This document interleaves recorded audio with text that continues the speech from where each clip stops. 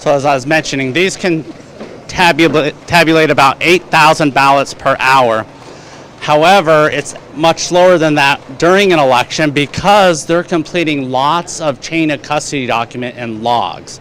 So because we tabulate ballots, so that would be 8,000 if we just took all the ballots and ran them through, and we didn't complete all that additional paperwork. We didn't separate the batches in batches of about 200. That's usually how they come to us from our early ballot processing teams. And because of all that extra paperwork, it cuts about the tabulation speed in half. So about 4,000 ballots per hour. And on these scanners here, also Central County equipment, they're about half as fast as our high-speed tabulators. So without any logging, they would count ballots at about 4,000 ballots per hour. When we add the logging, about 2,000 ballots per hour. So we have recently replaced some of our smaller scanners with these high-speed scanners, and we purchased 4 extra high-speed scanners for this upcoming 2024 election cycle.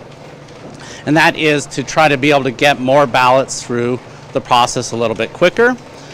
We're only logic and accuracy testing these 4 scanners today because the other 6 scanners are going to be used for the March 19th presidential preference election. So that's 1 week later than the March 12th jurisdictional election. So those voters in the cities of Tempe and Litchfield, because that's an all-mail election, so any of registered Republicans or Democrats in those cities, they're actually going to receive, and they're signed up for the active early voting list, they're going to have 2 ballots that they'll receive in their mailboxes. And the presidential preference election will have a yellow stripe on the affidavit envelope. The city of Tempe and city of Litchfield will have a red stripe on that affidavit envelope. I'm going to start the error code checking. Okay. For this. Do you want to explain what we're doing here? This is actually an expanded test that we're doing for our logic and accuracy test this year. So I'm going to hand it over to Christine Deister. All right. So we are going to be checking to make sure that common errors to ballots produce the error code we expect. So the first 2 ballots I'm going to be running through will actually be accepted by the machine. One of them has red pen on it, which will actually show up as blank. Do not use red pen to vote. Please use dark ink, black or blue. And then one of them is a stained ballot, which will also show up as blank, as no contests are completed. So we're just confirming that our tabulation equipment can read these ballots, but will read them as blank. So Christine's going to... Will happen over here.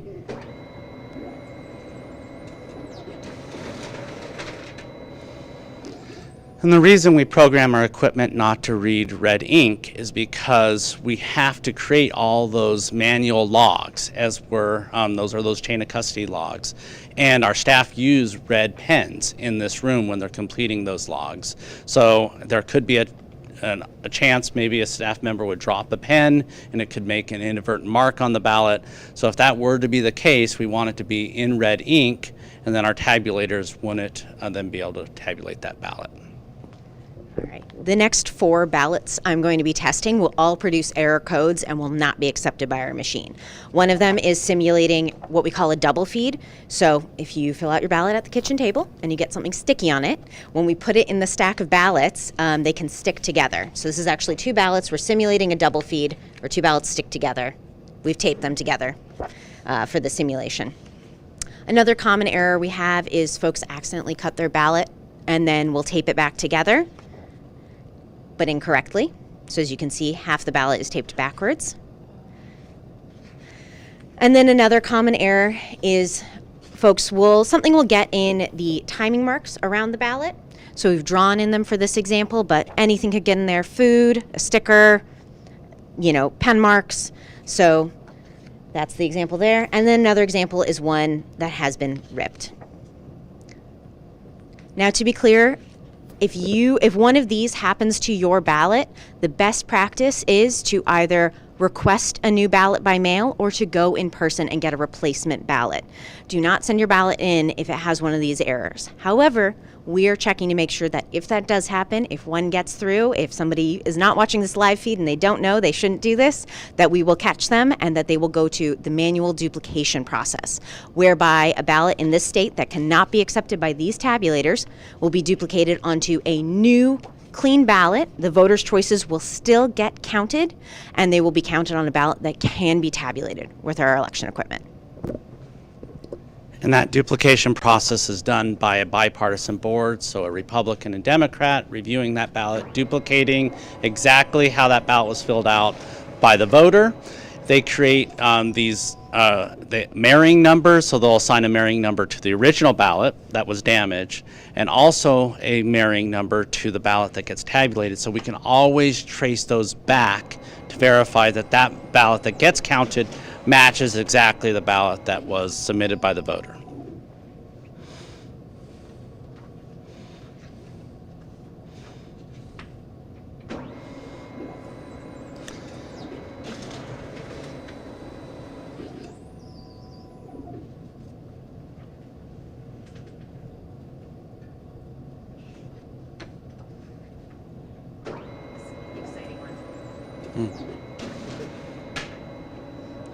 So this one was misfed, and you have to go to the back to get it. Doesn't even come through on this machine. It actually errors out over here. It's big X saying 2 ballots got fed. All right. Wrong election ballots.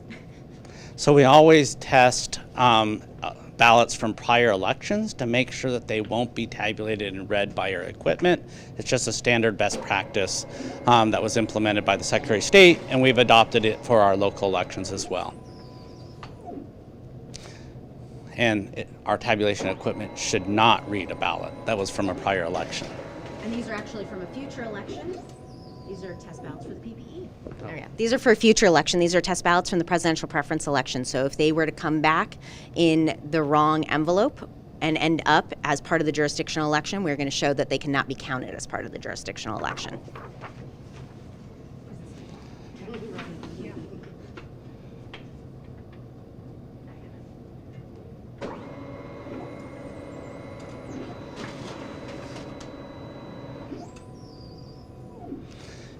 And you can see when this little screen pops up here, that's what alerting the operator that the ballot wasn't accepted. Can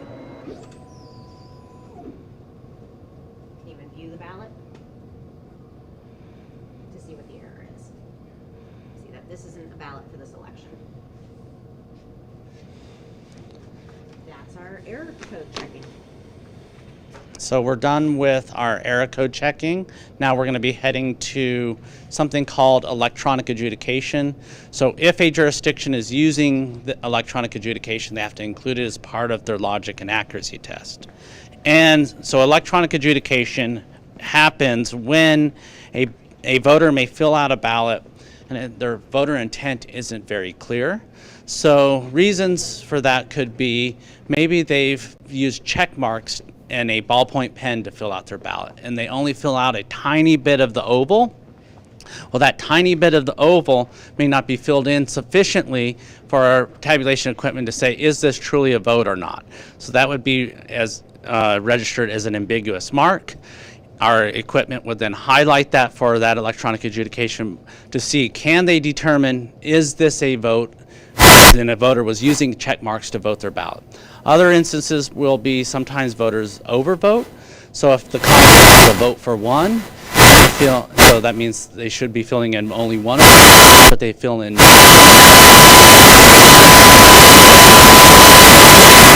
Our equipment would count as an overvote. That'd be reported on as well. But we overvote. Did the voter maybe their ballot? So we put a X the candidate's name, put a yes next to the one they wanted, in that instance,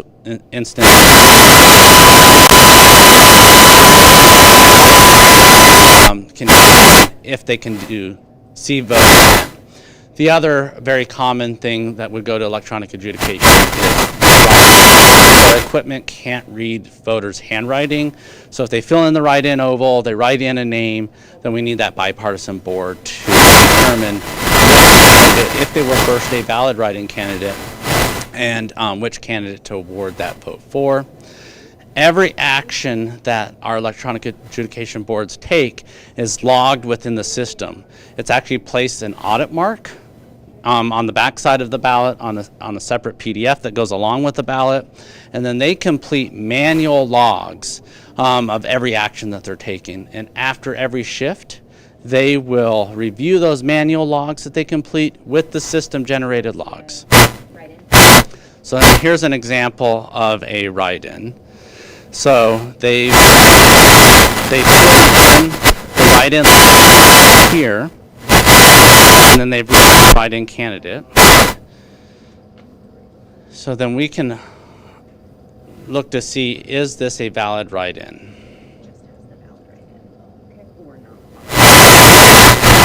So there's only currently one valid write-in for this election.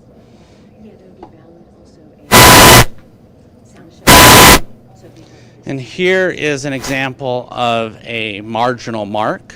So a instance where you can remove the overlay.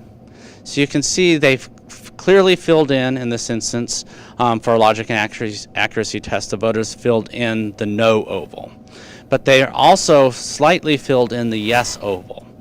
So if you actually add the overlay, so this is telling us the green is, they're saying that they're counting this as a vote for no. The yellow is saying there's enough of this oval filled in for, we need our adjudication board to look at this contest. And then they together would make a determination whether this should count as an overvote, whether it should count as a vote for no, or is there something else. So in this situation, they would determine this is a vote for no. And because that yellow bar on the yes it's yellow, it's an ambiguous mark, it's saying it's not counting that oval, they'd go ahead and accept this, and they wouldn't actually need to make any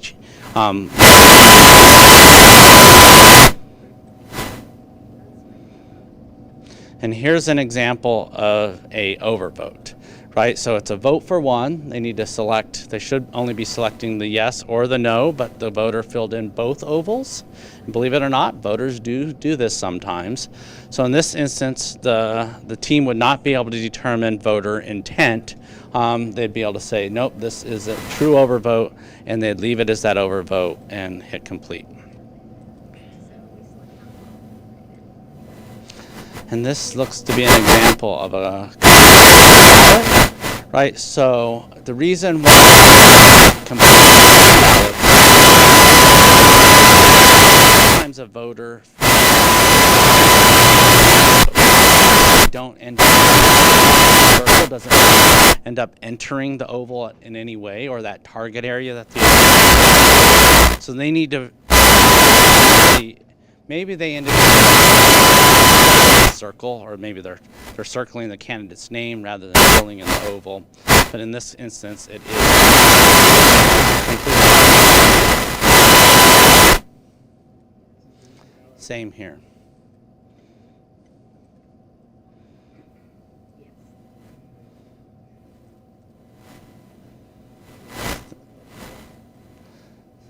Example, this was they voted more than 3, right? And they filled in 5. No votes awarded to any of the candidates. That would be an award voted to the overvote and reported on the canvas.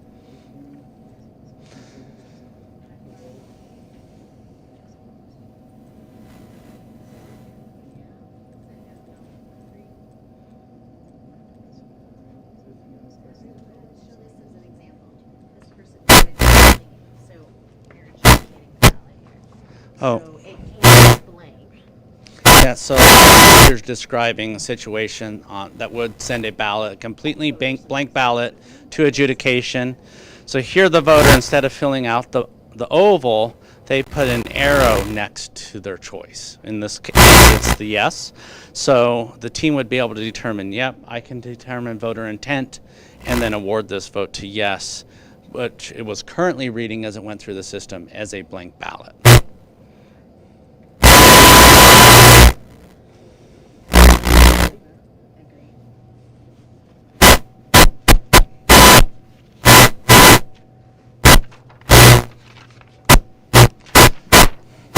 So during the election, these are examples of the logs that education boards would be completing.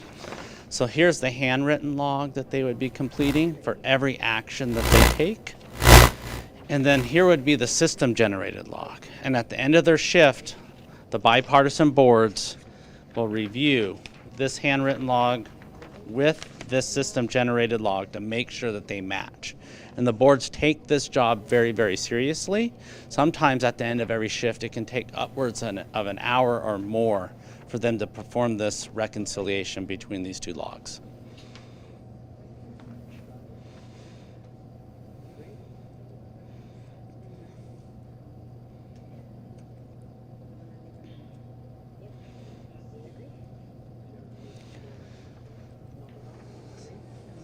So some common myths about our tabulation equipment. So some people say that our equipment is connected to the internet, and our equipment has never been connected to the internet.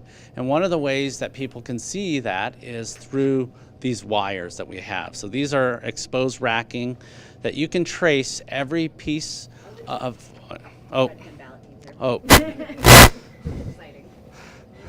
Sorry. So this is an example. So some a voter used red ink, and that came through and was not read by the tabulator because they used red ink. Now we train our bipartisan processing boards. That's done in a different room to look for ballots that are completed with red ink, because if they're caught there, they can be sent down the duplication process, and then we can duplicate it because we as humans can see the red ink. Our equipment can't see the red ink. But back to as I was saying, our equipment is not connected to the internet. You can trace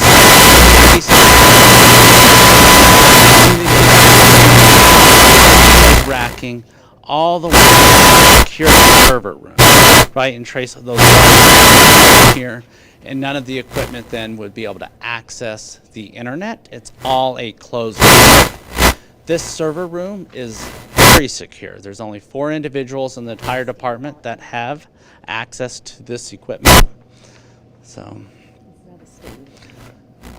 this was part of, so as Christine was showing, this is one of the stained ballots. So it was able to be read by the equipment. Is this one blank? Didn't make any marks. So it did exactly what we were expecting. There was no marks to be read. There was no ambiguous marks. That's it. So the team has completed the electronic adjudication. So they're going to close out their programs. All of these then results are going to get loaded into our EMS system and on our server, and then they're going to prepare a results report. And then we're going to go back to our table and then prepare that results report.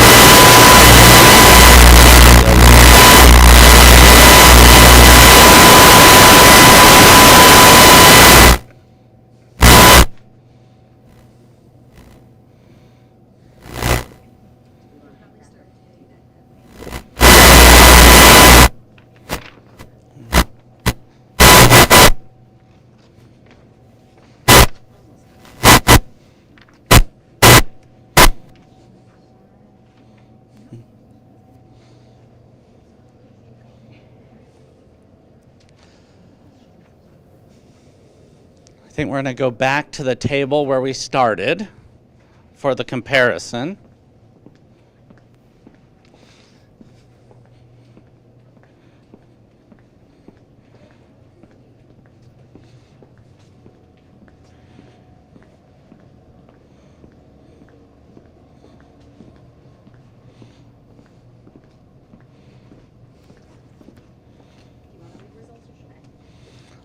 I'll let you.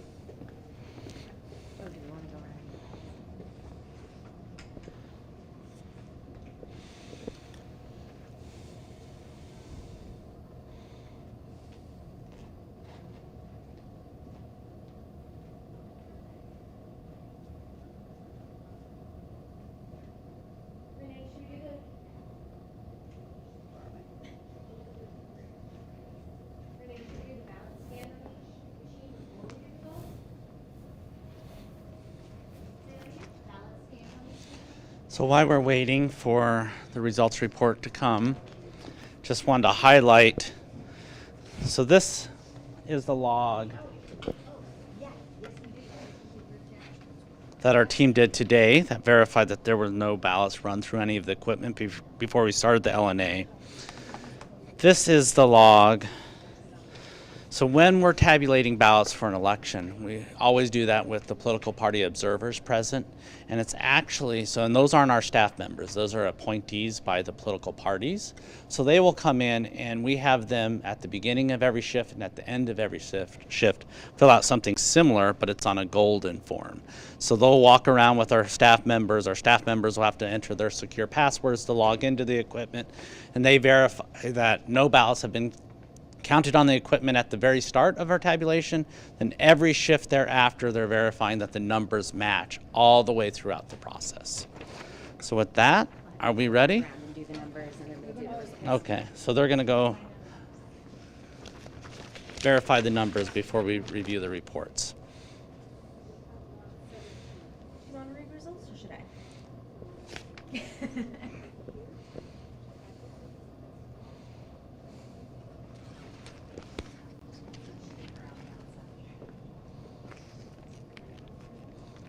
Zeros. Yeah, we got. They didn't initial the zeros. Oh, Initial yeah. the zeros. We'll get them to do that at the end. So these are zeros. Those are the results. The pre-printed results are part of the packet. That was out here at the beginning.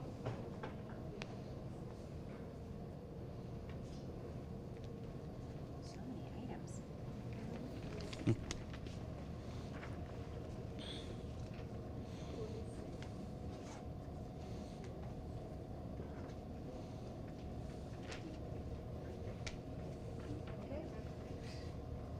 Oh, yes, the calculator.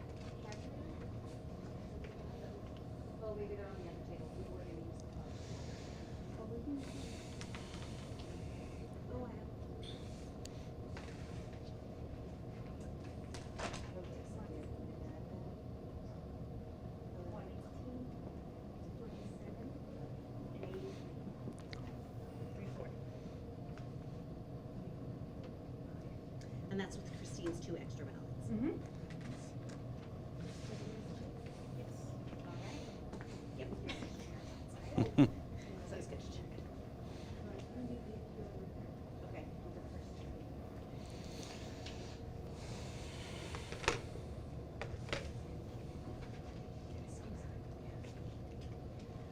All right. Yeah, we'll have our 2 party representatives up there. Oh, yes.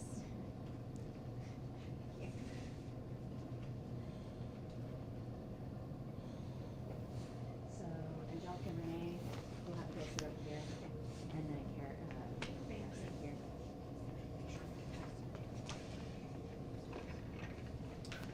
And here, I'll have you sit here, so you have your results as part of the packet that you were given. And these are the results that were just run. So I have them facing both ways, but if you guys want to follow along with the predetermined results. So we have, starting with all right.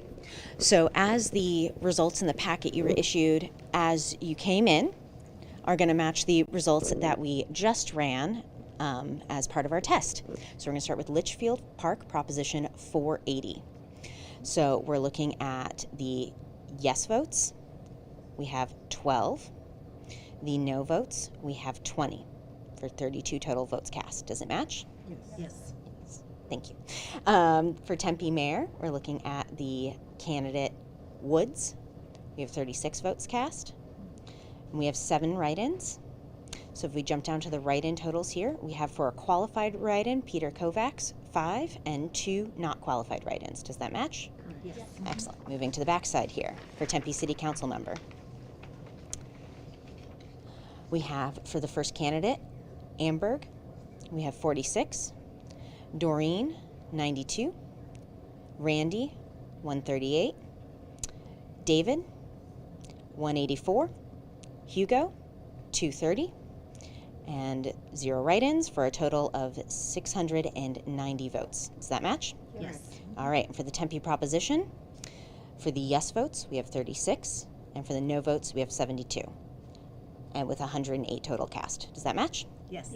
Excellent. We'll have you guys initial these results along with the 0 reports that were initially given out to certify that we passed. So we have officially passed our logic and accuracy testing. We will have our observers here initial the results. So these 2 documents just on the side there. And then we'll initial the official certificate. Are there any closing comments you would like to say, Scott? Trying to find what time our LNA is on next week. Our logic and accuracy testing next week will be on Tuesday, February 20th at 3:30 p.m. with the Secretary of State's office. So you can tune in then for a very exciting logic and accuracy test. That one will take a little bit longer because we will have more testers here from the Secretary of State's office. And the reason the Secretary of State is not here for this election is because they're not the filing officer. This is a local election, so the logic and accuracy test is done by the county officials, and then the city and town clerks are invited to participate as the filing officers for the election. It's only when there is a federal, statewide, or legislative contest on the ballot that the Secretary of State comes and does their independent logic and accuracy test for those contests. So with that, this concludes our logic and accuracy test. Thank you all for coming and participating. Thank you, viewers, for watching online. We really appreciate, and always you can go to justthefacts.vote to find out more information about information that we are doing to administer our elections and all the different checks and balances and security that is involved in the election process. So thank you.